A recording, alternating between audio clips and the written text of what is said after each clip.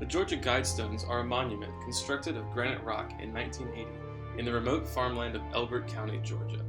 Resembling the famous rock formation in England, the monument is sometimes referred to as the American Stonehenge, though it is actually quite different.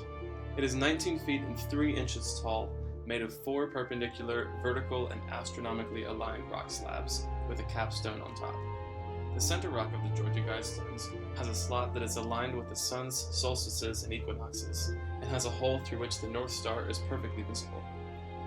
On the slabs, there are 10 commandment-like instructions written in the 8 most used languages of the world: English, Spanish, Swahili, Hindi, Hebrew, Arabic, Chinese, and Russian, and in 4 ancient languages on the top: Babylonian, Classical Greek, Sanskrit, and Egyptian hieroglyphs. The commandments say to keep the population under 500 million, as well as some other less intimidating lessons for life regarding reproduction, language, government, and human morals. There's also a descriptive stone set a few feet away from the monument that gives a small bit of the monument's history. Elbert County currently owns the site of the monument, as was the wish of the commissioners, but the sponsors of the construction of the monument are still unknown. The intended audience, message, and motives of the monument and the people behind the monument are unclear, which forms the basis of the Georgia Guidestones mystery. The true name of the man who created the monument, who we know as R.C. Christian, is still unknown, and recent events have further developed this mystery around the Guidestones. To begin to address this mystery, we need to take a look back at the history and background of the Georgia Guidestones. What led to their creation, and how is so little known about the monument's past today? On a normal day in 1979 in Elberton, Georgia, a man walked into the office of Joe H. Fendley, the president of the Elberton Granite Finishing Company. The man introduced himself as R.C. Christian and discussed the creation of a Stonehenge-like monument, engraved with instructions on the sides. Elberton Granite Finishing Company didn't particularly want to deal with this strange idea and tried to lure the man out by offering a high price for the monument's construction. Undeterred, R.C. Christian kept pressing the company to build his monument, but it seemed like nothing could stop him. Thus, Fendley directed him to Wyatt Martin, a banker in Elberton, Georgia, so that he could pay for the construction. Proving his authenticity and ability to pay, the bank had no choice but to grant R.C. Christian his wish. After surmounting some difficulties, Fendley and his crew finished the Georgia Guidestones in 1980. Although R.C. Christian was very clandestine, he actually decided to send a statement for the unveiling ceremony of the Georgia Guidestones. Of course, he did not stand up in front of the crowd to read a statement. Instead, he had another person read it for him. In this statement, he mentioned that the group he belongs to is apprehensive of the Cold War and its arms race. He and his group believed that the nuclear bomb would be the cause of the near annihilation of the world population. Because of this fear, the group wants the stones to serve as guidelines for humanity after the Great Calamity. The stones should serve many purposes, as means of translating common languages, astral measuring instruments, and moral guides when there may be no government left to do so. Yet, without knowing the actual group behind the Guidestones, it is unclear if their motives were as benign as they claimed to be.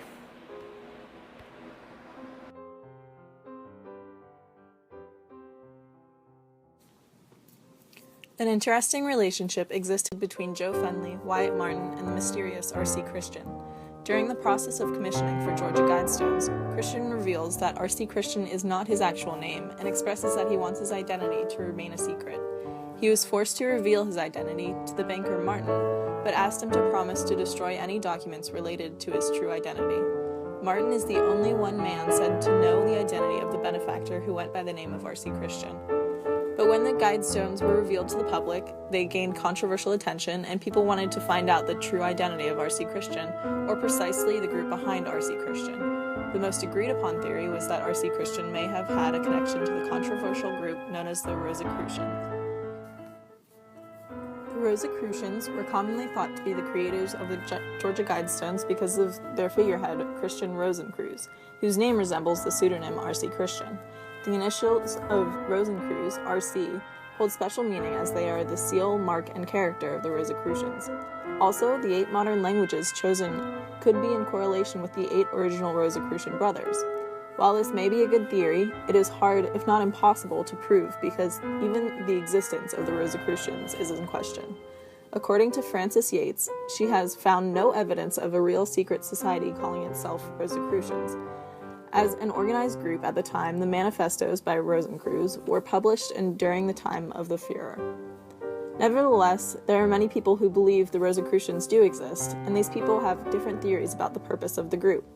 Two of the views are that Rosicrucians are mind controllers and that Rosicrucians are another sect of Christianity. Are you still skeptical, Mr. Conrad? Watch this. Barry. What is he doing? He's making me do something. What is he making me do? You're not doing anything, Barry. That's right, Barry. You're not doing anything. I'm not doing anything. I'm paralyzed. Oh, God. God can't hear you, Barry. Tim? Tim can't hear you, Barry. No, actually, I can hear him. Oh, my body's a prison. Oh, this is so painful. I can't move, Tim. Tim, help me. Help me, Tim. All right, you know what, Barry? Just move. You can do it. Just move. I release you. Oh, wow. Okay, I will never take movement for granted ever again. One of the theories is that the Rosicrucians devoted themselves to discovering mind-controlling power. Mind control is defined as when a person can induce the mind of another person into doing almost anything. Saran, who was convicted of assassinating Robert F. Kennedy, was thought to be one of the Rosicrucians. The Rosicrucians and their involvement with Saran became more apparent when psychologists conducted interviews with Saran.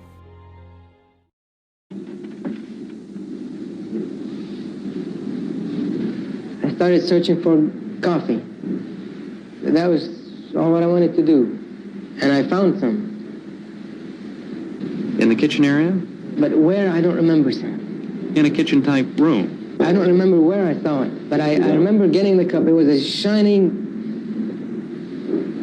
Large urn? Urn. And there was a girl there. No, I don't remember much what happened after that. You don't remember? I don't remember. Do you remember anything? Other than the choking and the commotion. I don't remember that. On May 18th of last year, you were sitting and writing in your room. They are the writings of a maniac, sir. They're the writings of Sirhan Sirhan. Yes, sir, but they're not the writings of me now, sir. I'm not mentally ill, sir, but I'm not perfect either. If you had 3 wishes, what would they be? The first wish, sir. I wish that Senator Kennedy was still alive. I wish that every day that I've been here. Second one,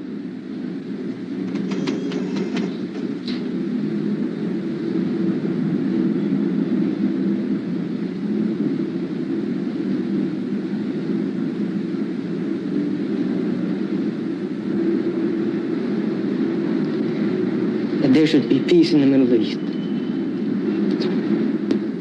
Sure.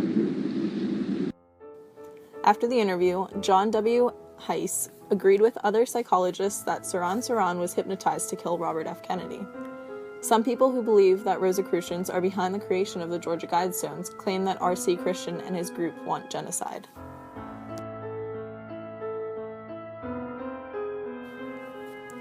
Some people, however, have a completely different view about the Rosicrucians and Georgia Guidestones. According to these people, Rosicrucianism is another sect of Christianity that was kept in secret due to the persecution by the Roman Catholic Church. They believe that Jesus was an evolution of human beings and that humans can follow Jesus to become more like God. According to the ancient mystical order Rosicrucis, a prominent Rosicrucian organization, modern Rosicrucians are focused just on gaining knowledge and self-recognition. The activities they do are hidden, so even now people outside of the organization don't really know what is going on in the group. If one of the benevolent Rosicrucian organizations were behind the Georgia Guidestones, was it just trying to warn the present generation and provide a guidance for future generations? Without further evidence, it seemed that like the revealing of the identity and the purpose of the Georgia Guidestones was a dead end. However, recently, a new addition was made to the Georgia Guidestones. The numbers 20 and 14 were added to the stones by an unknown figure. One of the theories concerning this new addition is that the catastrophic event that will wipe out most of the human population will happen in the year 2014. Although, after earning brief notoriety and popularity, the Georgia Guidestones were slowly going to be put behind the scenes. Yet the recent addition and the possibility of apocalypse are attracting yet another round of attention. The stones are surrounded by many mysteries, such as who commissioned for the construction and the real purpose for building such a monument. So these stones are said to be left standing, to be inherited to future generations.